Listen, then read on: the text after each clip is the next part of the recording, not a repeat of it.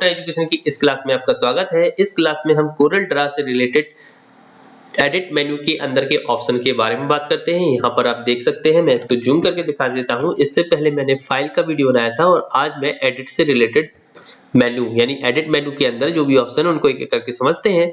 यहाँ पर आप देखेंगे कुछ ऑप्शन हाईलाइट नहीं है, रीजन हमने कुछ भी शेप से नहीं बनाया है, यानी कि हमें यहाँ पर पहले ड्रॉ करना होगा कोई ना कोई एक रेक्टेंगल को या इलिप्स को, किसी भी तरह के डेटा को, यानी कि एक बेसिक शेप्स को हमें बनाना होगा। हम चलते हैं फिलहाल रेक्टेंगल पर क्लिक करके हम इसको लेफ्ट बटन दबाते हुए ड्रैग करते हैं तो आप देखेंगे यहाँ पर ये शेप्स के लिए रेक्टेंगल क्रिएट हो गया है। इसके बाद बनाते हैं हम एक और रेक्टेंगल। ऐसे करके हम कितने भी रेक्टेंगल बना सकते हैं। इस तरह से हम देखेंगे कितने भी रेक्टेंगल बना सकते हैं और यहाँ पर मैंने इस तरह से ये रेक्टेंगल बना दिया है। और इस तरह से रेक्टेंगल को बनाने के बाद अगर आप चाहते हैं ये हमारा डेटा बैक हो जाए, यानी जो हमने रेक्टेंगल बनाए हैं ये हमारा फर्स्ट, सेकंड और थर्ड, फोर्थ, तो हम एडिट में जाके जब हम क्या करते हैं अंडू करने से क्या होगा, जो भी लास्ट हमने बनाया होगा वो हमारा यहाँ से हट जाएगा। ये देखिए इस तरह से हट रहे हैं और हम फिर इस पे क्लिक करते हैं एडिट पर, तो फिर से अंडू पे क्लिक करेंगे तो ये देखिए बैक जा रहे हैं एक तरह से, यानी कि जब भी आपको अपना बैक डेटा बैक में ले जाना हो, किए गए वर्क को वापस करना हो तो हम अंडू का यूज करते हैं। और एक और ऑप्शन होता है रीडू। अगर अंडू से देखिए मैंने सभी हटा दिए हैं, अगर आप चाहते हैं वो वापस आ जाए तो हम करते हैं रीडू पर क्लिक करते ही हमारा वो डेटा वापस आएगा जो अंडू से हमने हटाया होगा। यानी ये एक दूसरे से जस्ट उल्टे यानी अपोजिट वर्क करते हैं और जो आपने डेटा अंडू से हटाया होगा वो हमारा रीडू से डेटा वापस आ जाएगा। इसके बाद देख लेते हैं रिपीट ऑप्शन का यूज, यानी कि अगर मैं क्या करता हूँ पिक टूल पे जाके इस शेप्स की साइज को मैं क्या करता हूँ छोटा कर देता हूँ। ये देखिए मैंने छोटा कर दिया। ये जो मैंने इसमें अभी एक्शन किया है, यानी कि मैंने जो अभी काम किया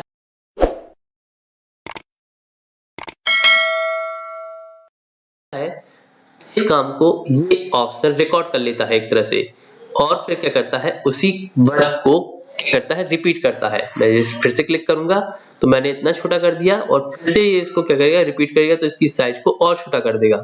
अगर मैं क्या करता हूँ इसको कहीं से उठा के यहाँ पर रखता हूँ, यानी पिक टूल पे जाता हूँ, यहाँ पे पिक टूल पे जाने के बाद मैं यहाँ से इस शेप्स को क्या करता हूँ उठाता हूँ और यहाँ पे मूव कर देता हूँ।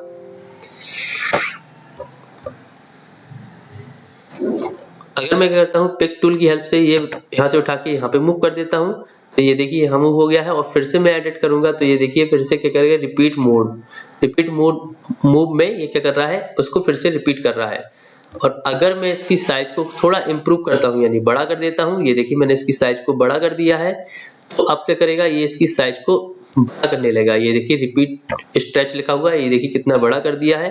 मैं इसको जूम आउट करके दिखा देता हूँ इस तरह से और मैं इसकी साइज को फिर से छोटा कर देता हूँ। ये देखिए मैंने छोटा कर दिया है। एडिट में जाता हूँ, रिपीट पे क्लिक करूंगा तो इसकी साइज देखिए छोटा कर रहा है।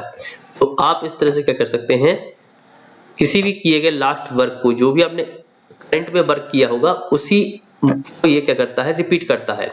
अगर आपको लगता है इसकी जरूरत नहीं है तो आप इस पर क्लिक करके पिक टूल की हेल्प से इसको सिलेक्ट कीजिए, देन एडिट में जाइए और आप जस्ट कट पर क्लिक करेंगे। ये देखिए कट ऑप्शन है, जैसे ही मैं कट पर क्लिक करूंगा तो ये जो मैंने सिर्फ सिलेक्ट कर रखा है यहाँ से क्या हो जाएगा हट जाएगा।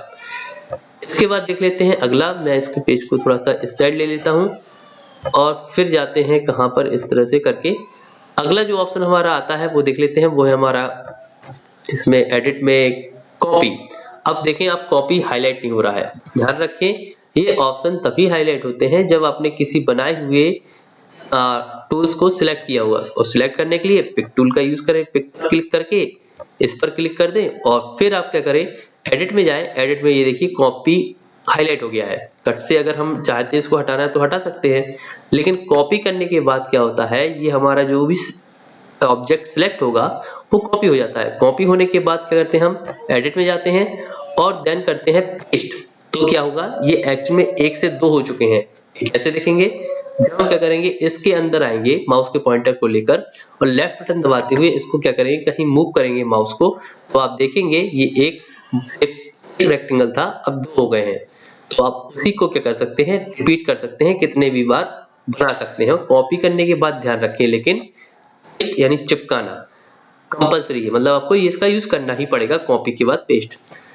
इसके बाद देख लेते हैं पेस्ट स्पेशल क्या होता है। अभी हम क्या करते हैं, पहले इन सभी शेप्स को कंट्रोल लेकर के सिलेक्ट करते हैं और डिलीट कर देते हैं और इसको जूम आउट कर देते हैं। पेस्ट स्पेशल आपको बता दें, जब किसी अदर प्रोग्राम के डेटा को आप यहाँ लाना चाहते हो या टेक्स्ट को लाना चाहते हो तो हम पेस्ट स्पेशल का यूज करते हैं। कैसे हम करते हैं, यहाँ पर माइक्रोसॉफ्ट वर्ड को ओपन, माइक्रोसॉफ्ट वर्ड को खोलने के बाद हम क्या करते हैं, सेट में जाते हैं और वर्ड आर्ट में जाते हैं। वर्ड आर्ट में हम किसी भी तरह की एक आर्ट को सिलेक्ट कर लेते हैं और यहाँ लिख देते हैं, यहाँ हम लिख देते हैं कोरल ड्रा और कर देते हैं ओके। ओके पर क्लिक करते ही आप देखेंगे इस तरह से ये शेप आ गया है। और अब क्या करते हैं, इसको करते हैं होम में जाके कॉपी करने के बाद हम क्या करते हैं, कोरल ड्रा पे जाते हैं और एडिट में जाने के बाद हम कर देते हैं पेस्ट पर क्लिक। ये देखिए अब पेस्ट ऑप्शन आपको हाईलाइट दिखाई दे रहा होगा। हम जैसे ही पेस्ट पर क्लिक करेंगे और यहाँ पर एक बॉक्स आएगा पेस्ट स्पेशल का, यहाँ बिटमैप पे क्लिक करके हम करते हैं ओके। ये देखिए इसको मैं जूम आउट करके दिखा देता हूँ। इस तरह से हम क्या कर सकते हैं,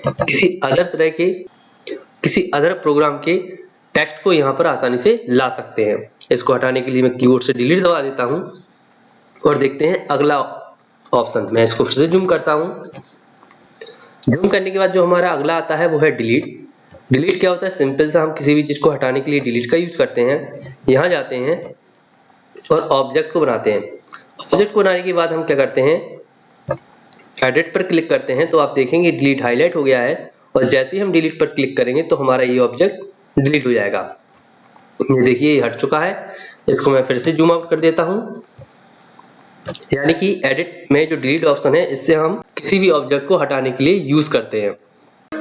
तो हम देखते हैं एडिट में अगला ऑप्शन जो डुप्लीकेट है। डुप्लीकेट को किस तरह से यूज करते हैं यहाँ देख लेते हैं। इसके लिए मैं क्या करता हूँ, थोड़ा जूम कर देता हूँ। इसको जूम करने के बाद हम क्या करते हैं, किसी भी एक रेक्टेंगल को यहाँ पे क्रिएट करते हैं। रेक्टेंगल क्रिएट करने के बाद हम क्या करते हैं, यहाँ पर एडिट में जाते हैं। एडिट में आप देखेंगे यहाँ पर क्या आ रहा है, डुप्लीकेट आ रहा है। डुप्लीकेट का ये मीन्स है कि अगर आपने इसको सिर्फ रेक्टेंगल को बना रखा है और आप चाहते हैं इसी टाइप का दूसरा आ जाए तो हम डुप्लीकेट पे क्लिक कर देंगे, तो आपने जो भी बना रखा होगा वो सेम टू सेम दूसरा आ जाएगा। वो फिर आपका किसी भी कंडीशन में रेक्टेंगल क्यों ना हो। ये देखिए अगला आ गया है। हम फिर से क्लिक करते हैं यहाँ पर एडिट में जाके, तो इस पे क्या करते हैं, फिर से क्लिक करेंगे डुप्लीकेट। तो ये देखिए अगला इस तरह से हमारा क्या होता है, जूम आउट करके देख लेते हैं। ये देखिए जब जब हम क्या करते हैं डुप्लीकेट पे क्लिक करते जाएंगे तब तक हमारा क्या होगा, शेप्स आते ही चले जाएंगे। इसको मैं कंट्रोल लेकर के डिलीट कर देता हूँ और एक बार और आपको दिखा देते हैं। ये मैंने एक रेक्टेंगल बनाया है, इसको सिलेक्शन ऑलरेडी है और इस पर क्लिक करते हैं। ये देखिए सेकंड आ गया है। फिर से क्लिक करते हैं और फिर से डुप्लीकेट पे क्लिक करेंगे तो ये देखिए थर्ड आ गया है। तो ऐसे क्लिक करके आप किसी भी तरह की शेप्स को सिलेक्ट करके उसको डबल कर सकते हैं या डबल से भी ज्यादा कर सकते हैं। इसके बाद मैं सबको रफ करके फिर से एक और रेक्टेंगल क्रिएट करता हूं और अगला ऑप्शन देखते हैं कौन सा है। सिलेक्ट करने के बाद जाते हैं एडिट में। एडिट को मैं जूम कर देता हूं, सॉरी यहाँ पे जूम करने के बाद हम जाते हैं कॉलन। कॉलन क्या होता है ये देखते हैं। जैसे आपने देखा कि डुप्लीकेट से हमारे एक ही शेप्स कई बन रहे थे, लेकिन जब हम कॉलन पर क्लिक करते हैं तो आप देखेंगे ये डुप्लीकेट ही कर दिया है। लेकिन ध्यान रखिए ये सेकंड आया है, ये फर्स्ट था, ये सेकंड आया है। अभी आप देखें सेकंड नंबर का जो आया है वो सिलेक्ट है और फिर से हम जाते हैं एडिट में और कॉलम पे जाते हैं तो अब आप देखेंगे ये ऑप्शन काम नहीं कर रहा है। क्यों? क्योंकि इससे ये क्रिएट हुआ है, यानी इस रेक्टेंगल से ये रेक्टेंगल आया है, इसलिए इसको सिलेक्ट करेंगे तो वो ऑप्शन वर्क नहीं करेगा। लेकिन ये फर्स्ट रेक्टेंगल था, हम इस पर क्लिक करते हैं, एडिट में जाते हैं तो आप देखेंगे कॉलन ऑप्शन फिर से हाईलाइट हो गया है।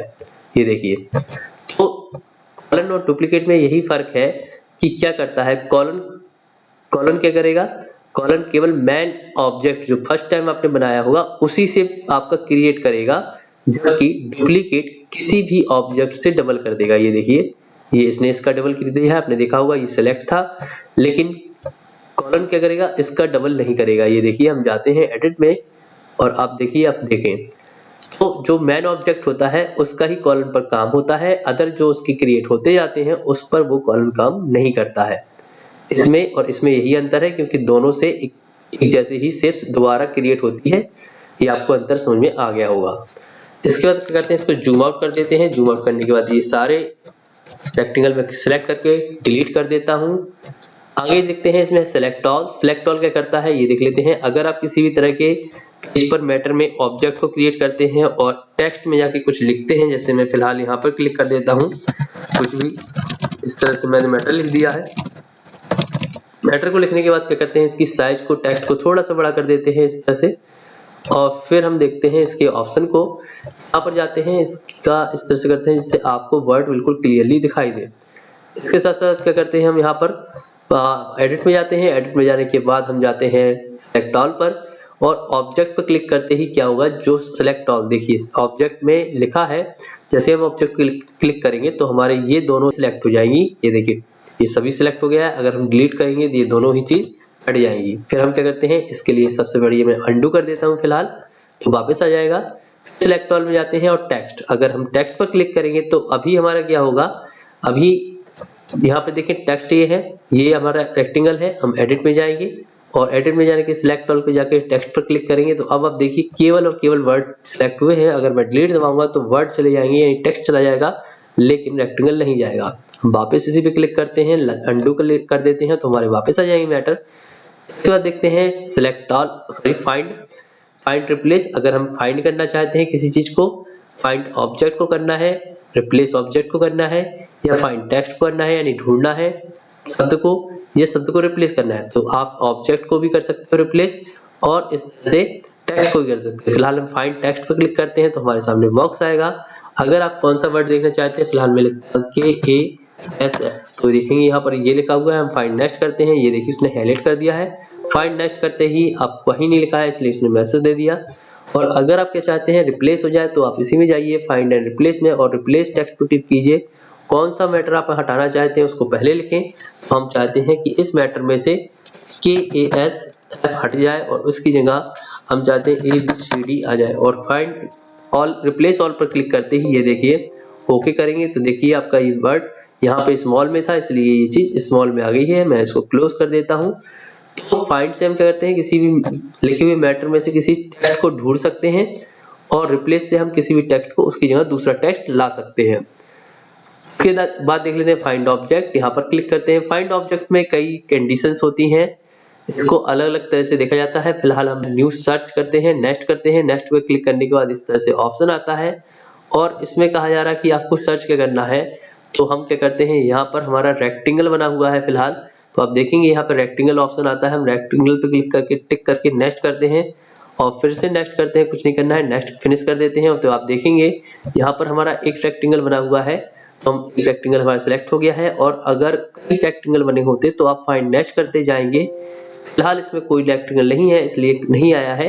आपके पास अगर आपके सिस्टम में आप ज्यादा रेक्टेंगल बनाए तो नेक्स्ट करते जाए तो आपके क्या होंगे, रेक्टेंगल पर वो सिलेक्ट होता जाएगा। फिलहाल मैं इसको कैंसिल कर देता हूँ, और फिर चाहते हैं फिर से इसी में फाइंड एंड रिप्लेस के रिप्लेस ऑब्जेक्ट में हम चाहते हैं ऑब्जेक्ट चेंज हो जाए, तो वो कह रहा है क्या करना है, रिप्लेस द कलर। इसके अलावा और भी कई ऑप्शन है, तो यहाँ पर हम क्या करते हैं आपको बताते हैं। फिलहाल इसमें कर देते हैं सिलेक्ट पिक टूल की हेल्प से, इसमें कर देते हैं कलर, और फिर जाते हैं यहीं पर एडिट में, और फिर जाते हैं rectangle find and replace object पर क्लिक करते हैं, और रिप्लेस कलर पर क्लिक करते हैं, नेक्स्ट। और यहाँ पर आपसे कहा जा रहा है फाइंड, यानी कौन सा ढूंढना है, रिप्लेस क्या करना है, तो रिप्लेस विथ हम फाइंड करते हैं येलो, यानी कि यहाँ पर क्या हो, ये जो है उसको ढूंढे और जहां जहां ये कलर हो वहां पर क्या हो जाए, इस तरह से ये कलर आ जाए। और कर देते हैं फाइंड, और फिर करते हैं रिप्लेस ऑल। ये देखिए फिलहाल मेरा एक ही रेक्टेंगल है, इसलिए इसे यहाँ पे एक ही कर दिया है। अगर आपके पास रेक्टेंगल और भी हो तो जो भी पहला कलर लेंगे तो वो याद रखें वो कलर लेना है जो पहले से फिल हो उसमें, और सेकंड में आपको कौन सा कलर लेना है जो आपको वहां करना हो। एक बार और देख लेते हैं, यहाँ पर जाते हैं रिप्लेस में, रिप्लेस ऑब्जेक्ट पे क्लिक करते हैं और रिप्लेस कलर पे क्लिक करते हैं। और यहाँ देखें दो रंग, यानी कि यहाँ देखें दो कलर पूछे जा रहे हैं। फाइंड मतलब कौन सा कलर आपको चेंज करना है वो पहले देना है, उसकी जगह कौन सा दूसरा कलर आ जाए वो आपको सेकंड नंबर पे चॉइस करनी है। और फिर हम करते हैं फिनिश पर, और फिनिश पर क्लिक करने के बाद रिप्लेस ऑल ऑप्शन पर क्लिक करते ही आपके ऑब्जेक्ट का कलर चेंज हो जाएगा। इस तरह से इसको चेंज कर सकते हैं। इसके बाद फिलहाल मैं ये सभी चीजें मिटा देता हूँ, कंट्रोल ए करके डिलीट, और फिर इसके बाद हम समझते हैं अगले ऑप्शन।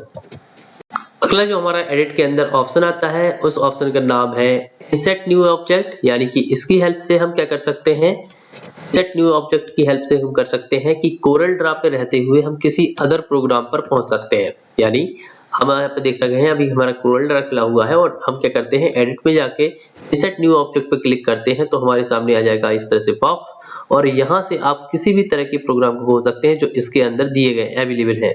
यहाँ पर हम माइक्रोसॉफ्ट ऑफिस वर्ड डॉक्यूमेंट पर क्लिक करते हैं, वो करते हैं ओके। तो यहाँ पर एक छोटी सी प्रोसेस होने के बाद आप देखेंगे कोरल ड्रा तो खुला ही है, साथ में माइक्रोसॉफ्ट वर्ड के सभी ऊपर ऑप्शन आपको दिखाई दे रहे होंगे। कोरल ड्रा के ऊपर ही माइक्रोसॉफ्ट वर्ड खुल गया है और अगर आप चाहते हैं कुछ मैटर आपको टाइप करना है तो टाइप कर दीजिए और अगर आप चाहते हैं वर्ड की साइज छोटी या बड़ी या कुछ भी आपको वर्ड कलर जो कुछ भी आप माइक्रोसॉफ्ट वर्ड में करना चाहें ऑप्शन उसके यूज, वो सभी ऑप्शन यहाँ पर आप यूज कर सकते हैं।